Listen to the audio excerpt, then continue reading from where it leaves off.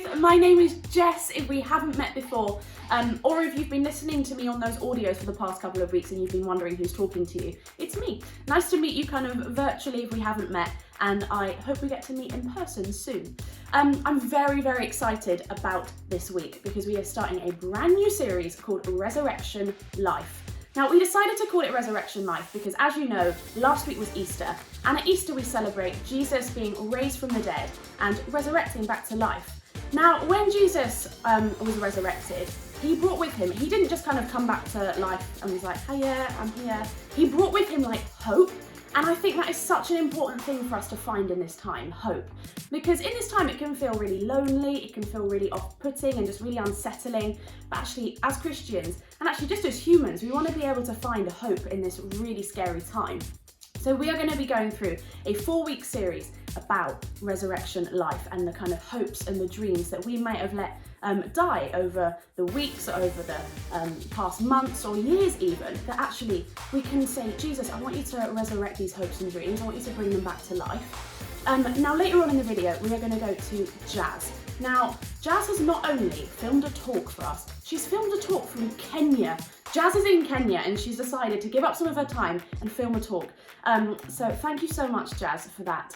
And you might recognise Jazz, she's one of our fantastic young youth leaders. If you go to the 9:30 service at Brompton Road or the 4:30 service at Onslow Square, you'll probably recognise her.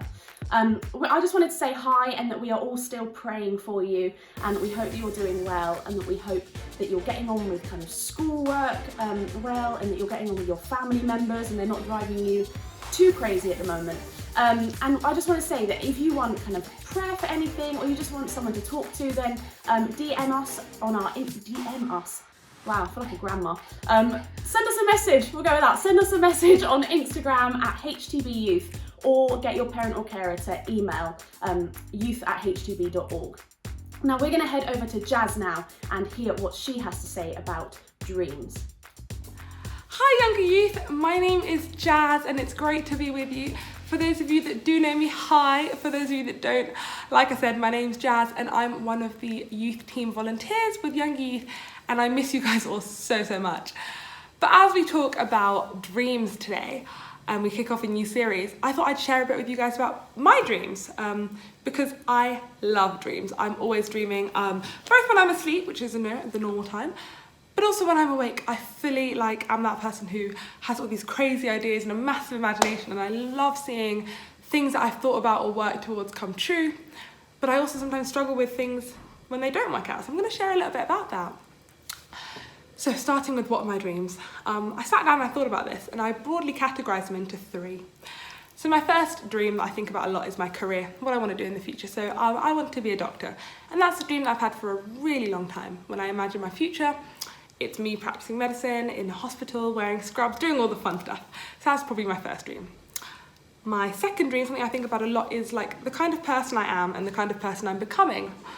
Often I think about what kind of person not other people think, but how I'd make other people feel, what my personality kind of brings out in other people. So I want to be kind, and I dream about being comforting, and I try and work towards that every day.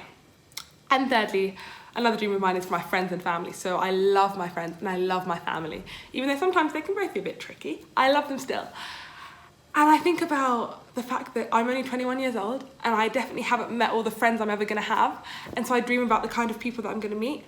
I dream about people in my family who might not have been born yet, like my cousin's children or my sister's children or my own children. I think about the family I'm going to have in the future, and I dream about that a lot. And I'm like, oh, what will they look like? What will they be like? What will they sound like? What will they like doing? So I dream about that all the time, and I find it super fun. But also there are some things that can be a bit disheartening about dreams. So what I find disheartening about my own dreams, number one, patience.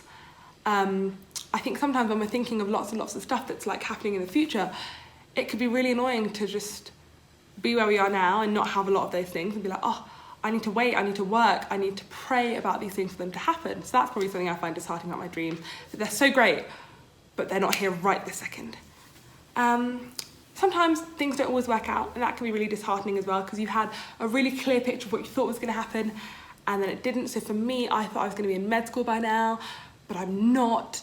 I'm hopefully starting soon, maybe, and it's kind of oh, I really wanted that to happen, and I had pictured this whole great scenario, but then it didn't happen. And it's really hard to not lose sight of a dream when it doesn't go according to your plan. But I found that you have to find ways to be adjustable. Like, you have a dream, but like, you don't control absolutely everything, only God does. So you have to be able to adjust your plan to align with God's plan, because God's plan is perfect. And that leads me on really nicely to my next point, which is, what do I find encouraging about my dreams? And that's the fact that no matter how good I think my dream is up here, God's plan is always, always better. And that is just awesome, because I think my dream is awesome, but actually God's plan is even more awesome. And like, God's plan is guaranteed. My dream is just in my head. Whereas God's plan is like legit. It's gonna happen because God said it is. And like, that just gives me so much hope and so much joy, because whenever I think things are going out of control or they're not working how I want them to, I'm like, but they're working how God wants them to. And I trust that God's gonna get me through it. So I love that about my dreams. Like, I can dream big, but God dreams even bigger, and that's awesome. But sadly, life isn't all perfect, and actually sometimes I've struggled with my dreams, things haven't really worked out. And there are some things that I've really struggled with. So like I mentioned, I thought I was gonna be in med school by now. That was quite a big failure at the time for me, and I was like, oh my gosh, I'm never gonna be able to pick myself up again. I'm never gonna be able to like sort this out and work it right. But actually I found that kind of reignites the dream. It makes your desire for it even stronger when you've had to pick yourself back up from something. I think I've also sometimes found it really hard to share my dreams with other people, because I'm always scared that like, if I don't do it, they'll then be like, Jazz, didn't you say you were gonna achieve this and that, and then you just didn't? Like, but I found that actually when I tell someone, or when I tell a few people, it becomes so much more tangible, like something that's actually really happening. I've put my heart to it, and now that I've told people, made it public, or written it down, or committed, it's suddenly like gone from being an idea to an action plan. And lastly, what I find I've struggled with in my dreams is probably having people who don't believe in them, or who just aren't on my page, and they just don't get it. So if I'm like, oh, I want to be a doctor, and I've had people be like, don't think you're really cut out for that, don't think you're smart enough, or don't think you're hardworking enough, or don't think you can cope.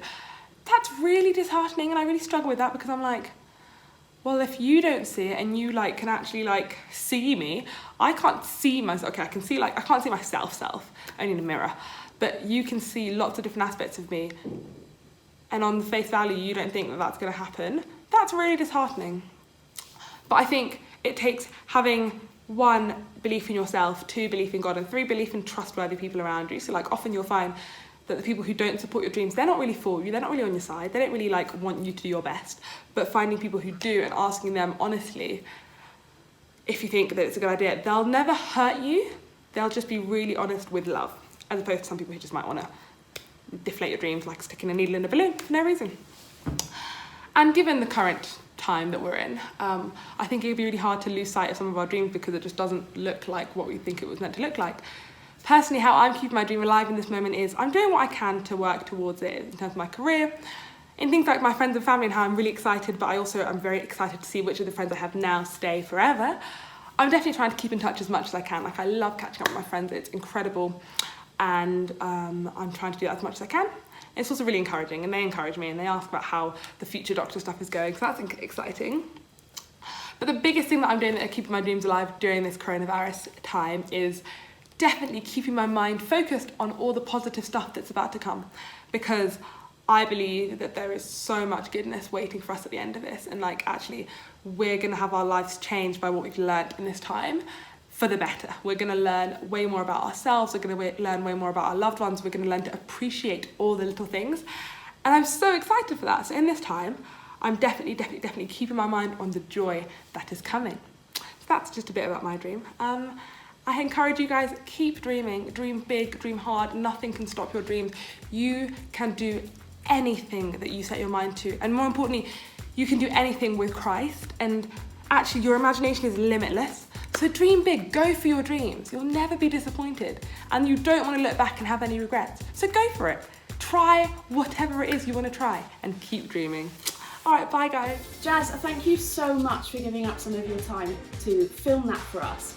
Now, younger youth, much like the previous weeks, you've got a younger youth journal attached to this email. And so why don't you take some time to make some notes about anything that Jazz has said, or maybe I've said in my ramblings. And in that journal, there are some questions for you to think about. There's some space for you to write or to draw, and just to listen to what God is saying to you. So young youth, thank you so much for joining us for week 1 of Resurrection Life. This episode has been called Dream Big, and now join us next week for week 2.